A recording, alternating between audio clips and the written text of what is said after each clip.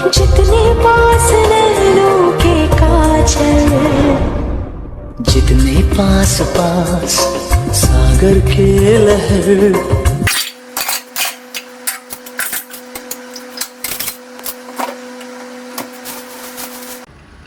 বিসমিল্লাহ আলা বারাকা। বিসমিল্লাহ আল্লাহ বারাকাতুহু। হ্যাঁ, খাও। হ্যালো এভরিওয়ান, আসসালামু আলাইকুম। আশা করছি সবাই ভালো আছেন। আলহামদুলিল্লাহ, আপনাদের দোয়ায় আমিও অনেক ভালো আছি। তো প্রায় অনেক দিন হয়ে গেছে কোনো ব্লগ ভিডিও আপনাদের সাথে শেয়ার করা হয় না, তাই ছোট্ট একটা ভিডিও আজকে আপনাদের সাথে শেয়ার করব। আমি প্রত্যেক দিন সকালে ঘুম থেকে উঠে একদম আমার 10টা-11টা পর্যন্ত আমি কি করি আমার ছেলেকে নিয়ে, ওইটাই হচ্ছে আপনাদের সাথে আজকে শেয়ার করব। আশা করি আজকের এই ভিডিওটি আপনাদের কাছে অনেক ভালো লাগবে।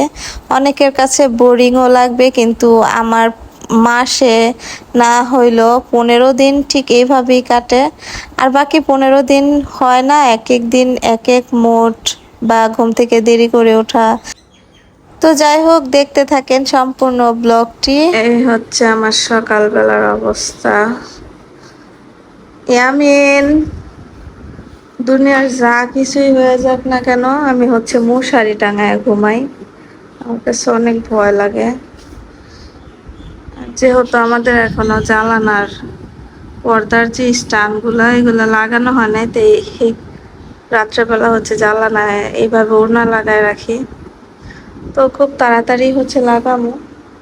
ও বাবা ইয়ামিন, বাবা বাবা, ঘুম থেকে ওঠো, উঠো তাড়াতাড়ি তাড়াতাড়ি।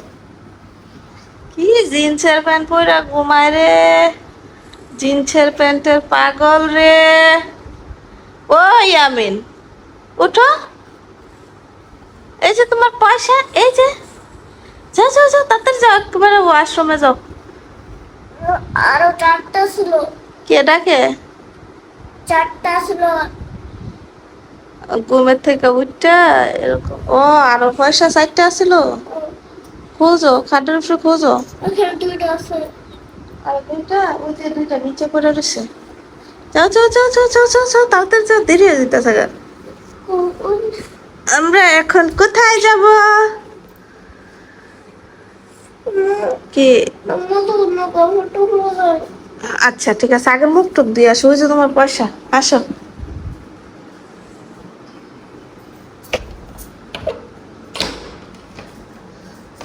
আসসালামু আলাইকুম। যাও।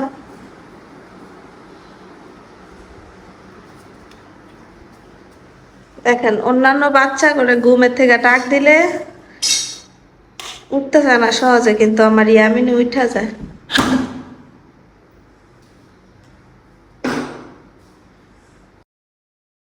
তো আমার বাবাটা হচ্ছে হাত মুখ ধুইয়া তারপরে হচ্ছে আবার দাঁত ব্রাশ করছে। মাঝে মাঝে হচ্ছে দাঁত ব্রাশ করতে চায় না, তো আজকে হচ্ছে করছে। আর এই তো এখন হচ্ছে ওকে মসজিদে নিয়ে যাবো। ওকে হচ্ছে প্রত্যেকদিন মসজিদে নিয়েও যায়, আবার এখান থেকে নিয়ে আসি। তো তখন মনে হয় হ্যাঁ সকাল 6টা বাজে। আর এইদিকে দেখেন, আমি গাছ লাগাইছি, কিন্তু গাছ তো অনেক বড় হয়েছে, মাশাআল্লাহ দিলে অনেক বাইতে আছে, কিন্তু এখনো একটা কুমড়াও ধরে নাই। যাই হোক, এই হচ্ছে সকালের পরিবেশ। প্রত্যেক দিন সকালে আসলে ঘুম থেকে ওইটা সবার প্রথম হচ্ছে আমার এই একটা কাজই থাকে, আমার ছেলেরে হচ্ছে মসজিদে নিয়ে যাওয়া। আর যদি ঘুম থেকে উঠতে দেরি হয়ে যায়, তখন হচ্ছে ওকে নাস্তা টাস্তা খাওয়ায়া পড়তে বসাই। আবার অনেক সময় দেখা যায় অসুস্থ থাকলে পড়তেও বসতে চায় না, টিভি দেখে, মানে এরকম ভাবে আসলে কাটে। তাই ভাবলাম একটু করে আপনাদের সাথে শেয়ার করি। আর তাছাড়া অনেক দিন হয়ে গেছে কোনো ভিডিও দিই না, দেরি হয়ে গেছে, সবাই এসে পড়ছে। হুজুরের সাথে গিয়ে বসো। হ্যাঁ,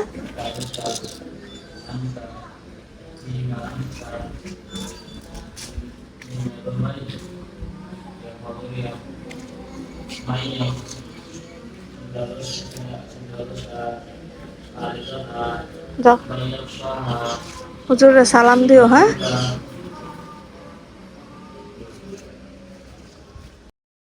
ইয়ামিনকে মসজিদে দিয়ে আইসা তারপরে হচ্ছে যে সময়টা পাই, এই সময়ে হচ্ছে আমি কিছু একটা নাস্তা রেডি করে রাখি যাতে আমার ছেলে আইসা খাইতে পারে বা আমি খাইতে পারি। তো আজকে আমাদের রান্নাঘরটা একটু এলোমেলো, চলেন গুছগাছ করে নাস্তাটা বানাই। আর কি বানাই এখনো বলতে পারি না, তো চলেন।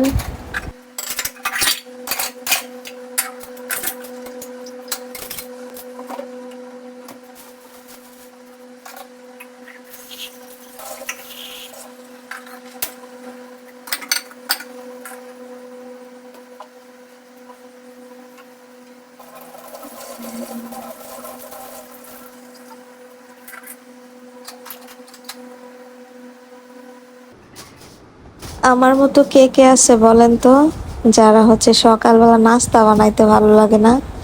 আমি তো সব সময় দোয়া করি যে আমার বাসার সামনে যদি একটা হোটেল হইতো, আমি সকালের নাস্তাটা প্রত্যেকদিন হোটেল থেকে কিনা খাইতাম। যদিও আছে অনেকটা দূরে, তো প্রত্যেকদিন কারে দিয়ে আনামো একটা ঝামেলা।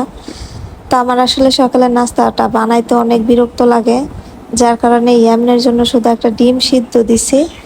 ও হচ্ছে একটা সিদ্ধ ডিম খাবে, আর আমি হচ্ছে আগের ভাত ছিল ওই ভাতই গরম করে খাবো। এই হচ্ছে আমাদের সকালের নাস্তা। এর দিকে হচ্ছে আমি ঘর দুয়ারও পরিষ্কার করে ঝাড়ু করে নিলাম, মানে ঝাড়ু দিয়ে নিছি। এখন হচ্ছে ইয়ামিনের আসার সময় হয়ে গেছে।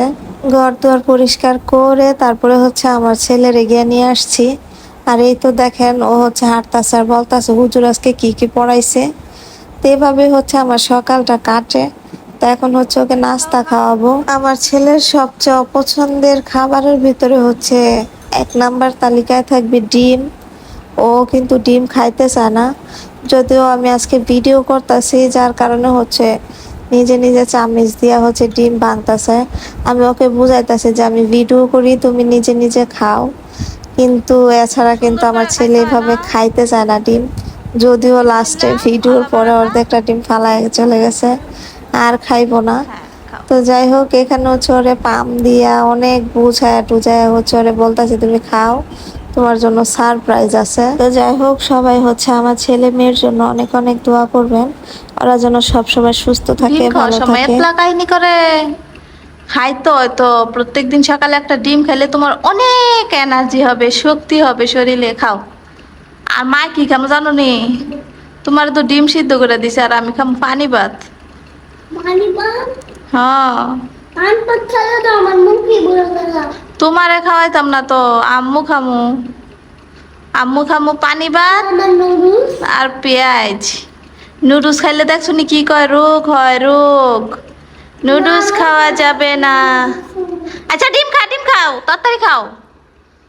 কেমন গন্ধ ডিমের তো একটু গন্ধ কয়, ওই খাও খাও। গন্ধ কর তোমার আজকে একটা সারপ্রাইজ দেবো, খাও খাও। যাও করে গন্ধ আজকে ম্যাম আনাইবো, খাও। মেহমান হ্যাঁ আজকে কোনটা শুক্রবার? হ্যাঁ আজকে কি আমার স্কুল বন্ধ? হ্যাঁ, মেহমান আইব? বলতে পারি না, তুমি খাইয়ে লো, পরে সারপ্রাইজ দেবো, খাইয়ে লো। কিন্তু কেমন হবো?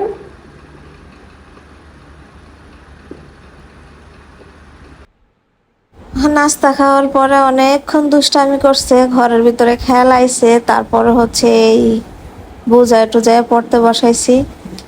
তো এই ছিল আমাদের আজকের ভিডিও, সকালের একটা সুন্দর ভিডিও।